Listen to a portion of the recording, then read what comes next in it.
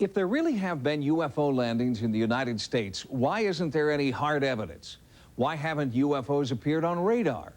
Ufologists answer that our government has purposely and systematically suppressed information about alien spacecraft. And they point to an astonishing case on a U.S. military base in Great Britain. For nearly 50 years, UFO researchers have maintained that the U.S. government has systematically withheld information about encounters with aliens. Such contact may have occurred in Roswell, New Mexico in 1947. The U.S. government says it never happened. Some believe that alien technology is currently being tested in the notorious and top-secret Area 51 in the Nevada desert. The U.S. government refuses to comment. But under the authority of the Freedom of Information Act, previously classified documents have been released. They shed light on what may have been an intentional U.S. government cover-up of UFO contact occurring in England in 1980.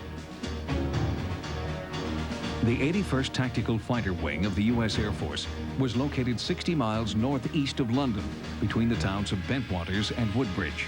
It was here on December 26, 1980, members of base security claimed to have witnessed one of the most bizarre events in UFO history. The whole thing was weird. It just didn't seem right. Airman First Class John Burroughs and his partner were on a routine patrol around the base perimeter when they spotted unusual activity in the nearby woods. My partner initially saw some strange lights. So we went ahead and looked at each other and we decided we better kind of see what's going on because it didn't seem normal. At the very same moment, the control tower at London's Heathrow Airport reported the sudden appearance of several unidentified flying objects on radar. I think if we would have been armed, we might have been fired on it. I mean, there was whatever it was, scared us. I was going to bed and through the side windows here, I saw these lights. Local resident Jerry Harris was one of a handful of civilians who reported strange phenomena that night. He recalls the encounter. Well, they moved sort of sideways, this way, and then they'd go down and they'd come back up again. And, most peculiar. The next morning, British police investigated the area around the alleged sighting. They found 3 circular impressions in the ground, exactly 12 feet apart, forming a perfect equilateral triangle. The surrounding trees had been damaged.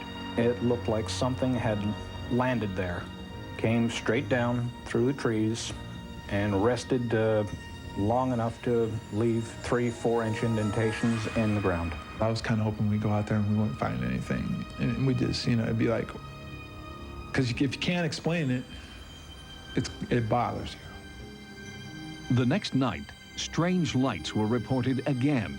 Deputy Base Commander Colonel Charles Halt quickly assembled a special investigative team to search the woods.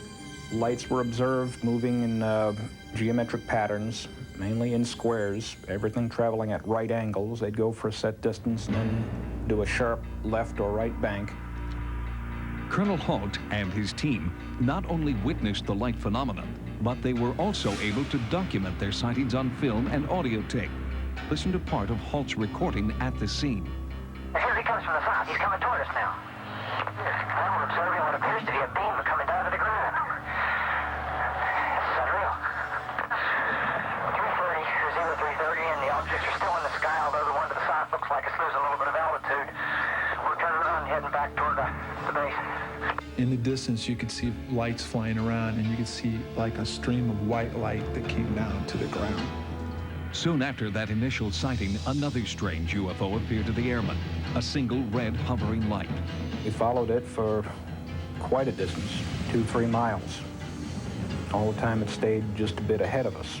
Then the most extraordinary event of the night occurred. It looked like a shaft of light came down from the sky. It was momentary, couldn't have lasted more than 5 seconds. But I observed it, Colonel Halt observed it, and the 2 other individuals with us observed it. It was like, it hurt your eyes almost. It was so bright. Because of this inexplicable encounter, a special unit from European headquarters was dispatched to Bentwaters to take over the investigation.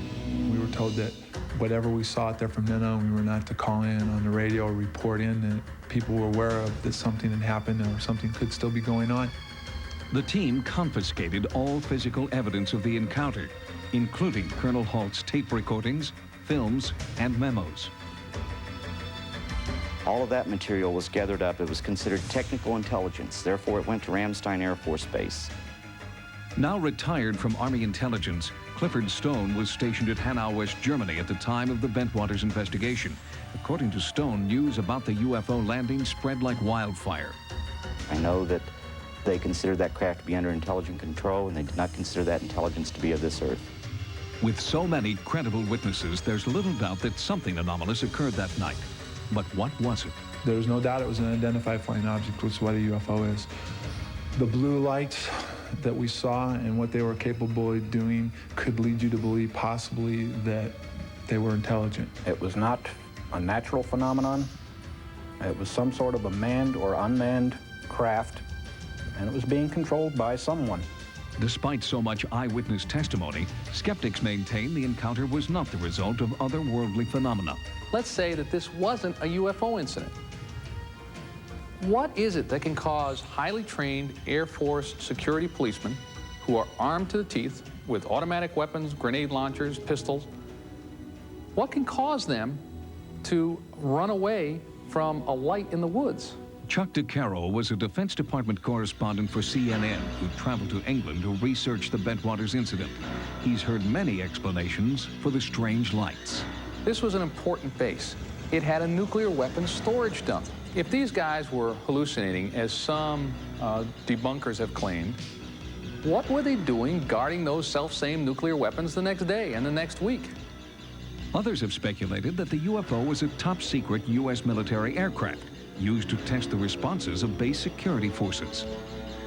We exercised on a regular basis through every possible contingency at the ground troops, and there was no need for the Air Force to come up with something extra. There is another possibility involving technology known as psychotronic or radio frequency weapons. There are those experts in the area of radio frequency weapons who say that RF energy can be delivered in such a form as to have an effect on human psychology or physiology.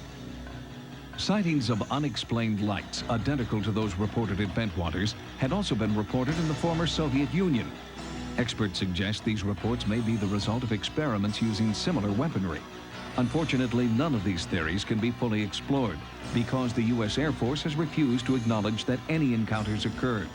Some believe there's been a cover-up. I ended up going to Korea, and I can't prove it, but I really wasn't due for an assignment, and they kind of got me out of here in a hurry. Any attempt to gather physical evidence at the site is now impossible. The alleged landing site has been destroyed. When our sightings crew visited Bentwaters, this was all that remained of the woods. All that there, yes, the whole lot, 10,000 acres, was absolutely devastated. British UFO researcher Brenda Butler has been investigating the Bentwaters sighting since 1981. She claims that her efforts have been sabotaged by the U.S. and British governments. The Ministry of Defence have been on to us, telling us to keep quiet and, you know, not to say anything about it. What we can't understand is why this case, when all the other cases we've been on, we've been allowed to talk about it. I have no doubt that our government and other governments are withholding information. They don't know what's going on, or if they do, they're not willing to share that information with the general populace. And sooner or later, it's all going to come out. It wasn't until one of the base commander's top-secret memos was released in 1983 that any information about the Bentwaters UFOs was made public. The U.S. Air Force still refuses to comment. Could it have been a weapons experiment? Possibly. Could it have been a visitation from a UFO? Possibly. Is there a cover-up? Probably. Is there more to come from the Bentwaters incident? You bet. The United States Air Force continues to deny that a UFO encounter occurred at Bentwaters. Without the military's cooperation, the documents obtained through the Freedom of Information Act remain just one more tantalizing clue for scores of conspiracy theorists. They remain convinced that the government has top-secret UFO information and plans to keep it that way.